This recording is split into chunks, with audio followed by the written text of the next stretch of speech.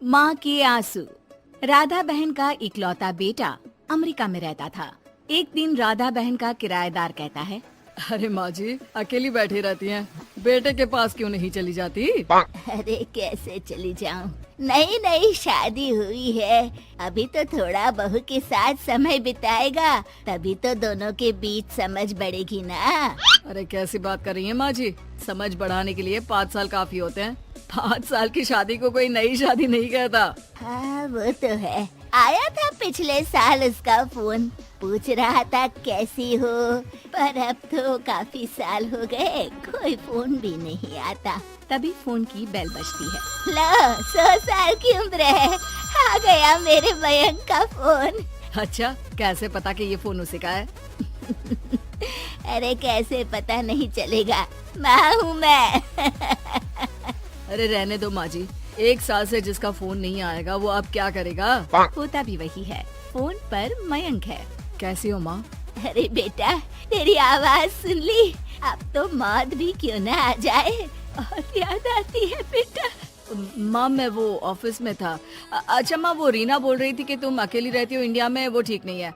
अब बुजुर्ग भी तो हो रही हो, अकेले पकाना खिलाना, वो चाह रही है कि अब तुम यहीं आ जाओ, हम लोग साथ रहते हैं ना। राधा बहन की आंख से पानी गिरने लगता है, वो कुछ नहीं बोल पाती। माँ हेलो, सुन रही हो ना माँ? हाँ बेटा तेरे साथ रहूंगी, सुबह शाम तुझे देखूंगी, और क्या जीवन में है तेरे पापा के जाने के बाद। तभी बीच में बेटा माँ को रोक देता है। हाँ हाँ ठीक है माँ, तो मैं आता हूँ अगले हफ्ते तुम्हें लेने के लिए। राधा बहन को तो मानो बुढ़ापे में किसी ने पंख दे दिए हो, उड़ी जा रही थी पूरे मोहल्ले में। अरे वो मयंक आ रहा है, अब तो अमेरिका जा रही हूँ मैं, वहीं रहूंगी।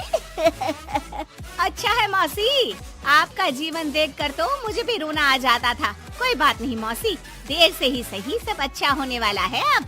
राधा बहन दौड़ दौड़ कर सामान ला रही थी। अरे इतना सामान तो 2 साल में भी कभी नहीं खरीदा जो 2 दिन में लिए जा रही हो मौसी। अरे बेटा आ रहा है ना अमेरिका से। अच्छा तो पकवान बनाने की तैयारी चल रही है?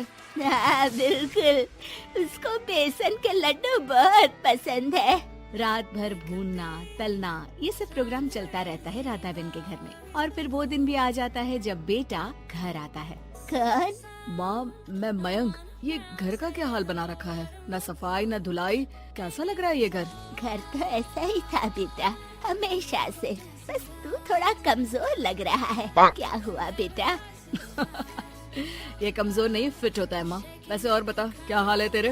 बेटे के मुंह से हाल पूछने का अंदाज भले ही फॉर्मेलिटी वाला हो, लेकिन राधा बहन की आंख फिर भर आती है। अरे यार ये तुम्हारी हर बात पर रोने की आदत न जाने कब जाकर खत्म होगी। सही कहती है रीना तुम्हारे लिए। रीना बहू क्या कहती है मेरे लिए? यही के बस यही एक आदत है तुम्हारी माँ की, इमोशनल ब्लैकमेल। अरे यार अब इसमें रोने की क्या बात है? ना कुछ नहीं, बहुत दिन बाद तो घर आया ना तो क्या रोएगी? हाँ क्यों? अच्छा ये ले, तेरे लिए रात भर बैठकर ये बेसन के लड्डू बनाए हैं, और ये अचार तुझे बहुत पसंद है ना? पसंद है नहीं माँ, पसंद थे। अब तो फिटनेस के लिए ये सारी फालतू चीजें मैं खाता भी नहीं हूँ। ये फालतू चीजें खाकर ही तो तू बड़ा हुआ है बेटा। अब रहने दे माँ, क्या क्या खिलाकर बड़ा किया है, मुंह मत खुलवा। कौन देशी घी में शक्कर डालकर पराठे के साथ खाता है? वो तो तुझे पसंद थे ना बेटा, तभी तो बनाती थी, नहीं बनाती थी तो रोता था तू। अरे तो रोने देती ना माँ, अब सारी समस्या उसी खाने से है शरीर में। वो तो भला हो रीना का जो हेल्दी डाइट देकर सब मेंटेन कर रही है। राधा बहन बेटे की आने की खुशी में इतनी दीवानी थी कि उसे बेटे के बात का अंदाज और लहजा समझ में नहीं आ रहा था।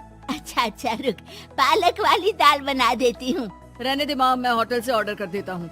इतने साल बाद होटल का खाना, माँ के खाने की याद नहीं आती थी। अरे माँ फिर इमोशनल डायलॉग, प्लीज माँ। अच्छा सुन, बहुत कम वक्त है हम लोगों के पास, जल्दी जल्दी सारी पैकिंग कर ले, और हाँ इस घर को बेचना होगा। कैसी बात कर रहा है, तेरे पापा और मैंने एक एक पाई जोड़कर इस मकान को बनाया था।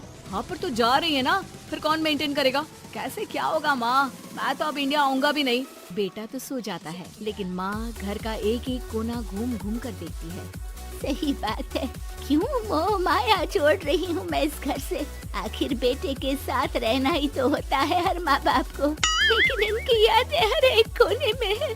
खैर, औने पौने दामों में घर को बेच बेटा और माँ एयरपोर्ट के लिए रवाना हो जाते हैं। माँ यहीं बैठ, मैं अभी आया। नहीं नहीं बेटा, मैं साथ रहूंगी, पहली दफा आ रही हूँ ना। अरे माँ, टिकट, बोर्डिंग, सामान, चेक इन 10 काम है, करके आ रहा हूँ ना। ठीक है, जल्दी आ जाना, यहाँ घबराहट होती रहेगी। बेटा माँ को समझाकर चला जाता है। माँ बैठी रह जाती है, लेकिन बेटा आता ही नहीं। एयरपोर्ट के लोग बताते हैं कि इस नाम का लड़का तो कब का अमेरिका की फ्लाइट लेकर उड़ चुका है। माँ किसी तरह अपने बीके हुए मकान में ही आ जाती है। मुझे कुछ दिन रहने दो, पता नहीं क्या हुआ, हो सकता है कोई मजबूरी हो बेटे की। नया मकान मालिक कहता है, अरे माँ जी, कमरा तो मैं आपको दे दूँ, पर भाड़े का क्या? पति की पेंशन भी है भैया।